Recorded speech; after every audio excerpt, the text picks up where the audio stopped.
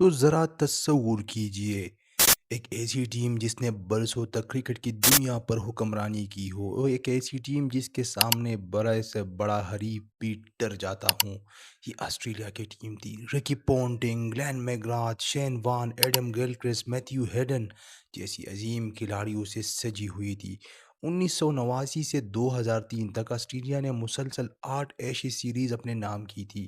England آخری بار 1986 میں Ashes series جیتا تھا، یعنی تقریباً 2 دہائیوں سے ایشز کا اصل مالک آسٹریلیا ہی نظر آتا تھا۔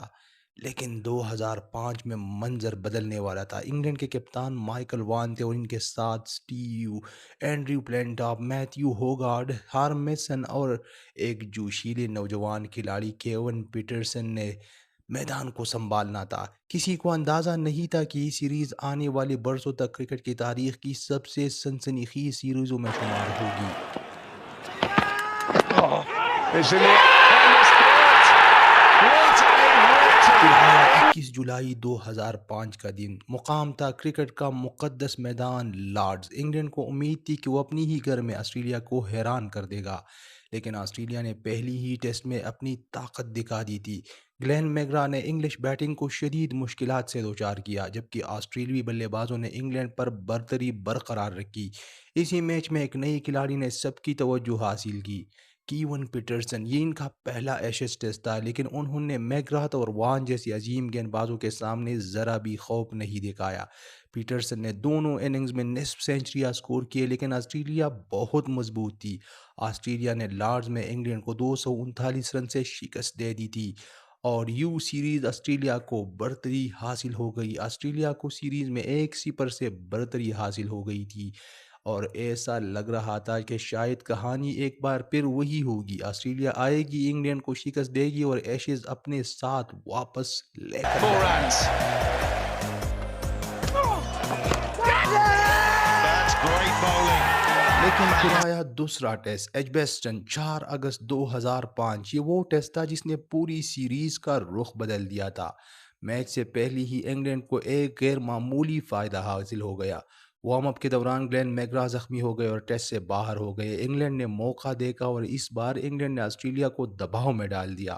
اینڈریو پلینٹاپ نے شاندار آل راؤنڈ کارکردگی کا مظاہرہ کیا۔ انگلینڈ نے آسٹریلیا کے سامنے ایک بڑا ہدف رکھا، لیکن آسٹریلیا نے ہمیشہ کی طرح آخری لمحے تک ہار ماننے سے انکار کیا۔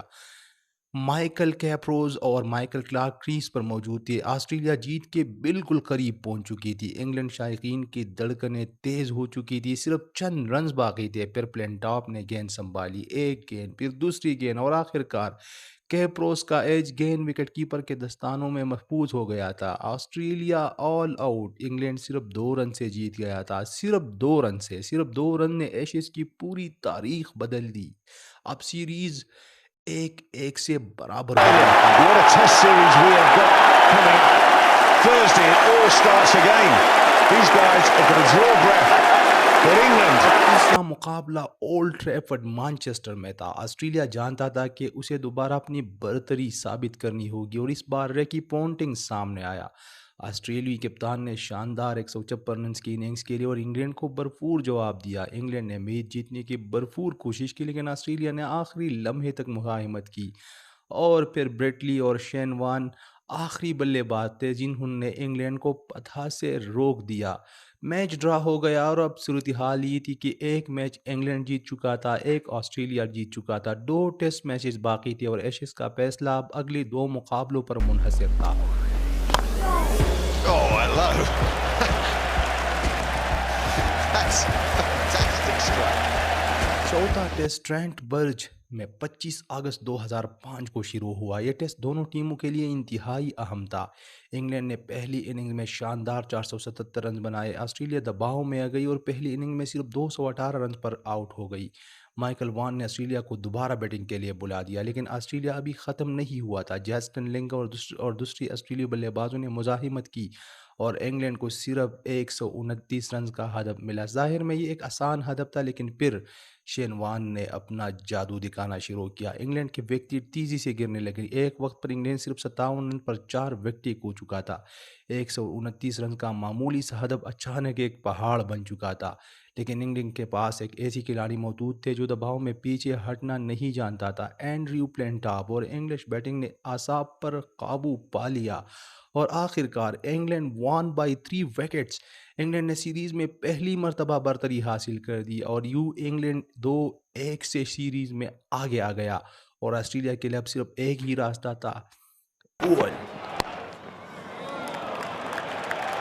Down the third man, the Bacon third man.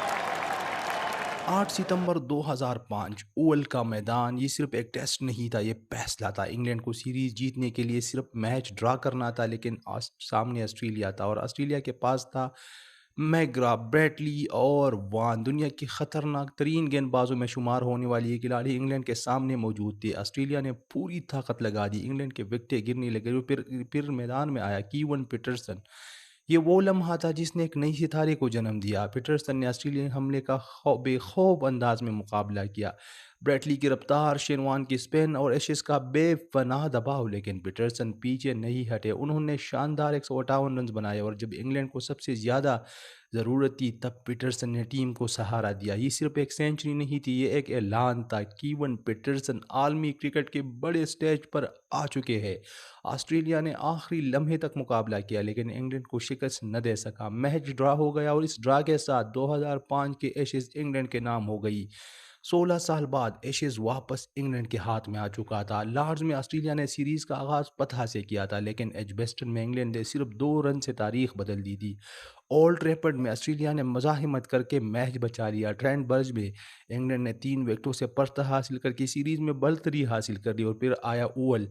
Kevin Pietersen کی 158 رنز کی شاندار اننگز نے انگلینڈ کو میچ جتوا دیا اور انگلینڈ نے یہ سیریز 2-1 سے جیت لی۔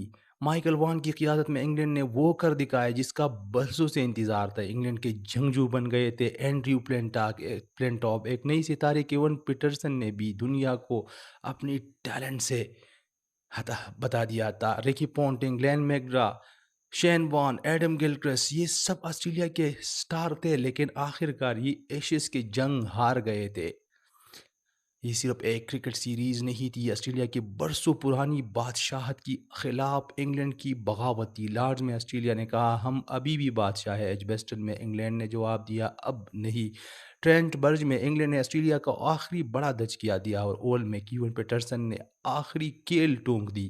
2005 کے ایشز نے دنیا کو بتا دیا کہ کرکٹ میں کوئی بادشاہ ہمیشہ کے لیے بادشاہ نہیں رہتا۔ ایک طرف برسوں کی آسٹریلوی بالادستی تھی اور دوسری طرف ایک انگلینڈ ٹیم جو شکستوں سے تنگ آ چکی تھی۔ 5 ٹیسٹ کی اس جنگ کے اختتام پر ایشز کا تاج آسٹریلیا کے سر سے اتر چکا تھا اور 16 سال کی طویل انتظار کے بعد ایشز انگلینڈ کی ٹیم کے پاس آ چکی تھی۔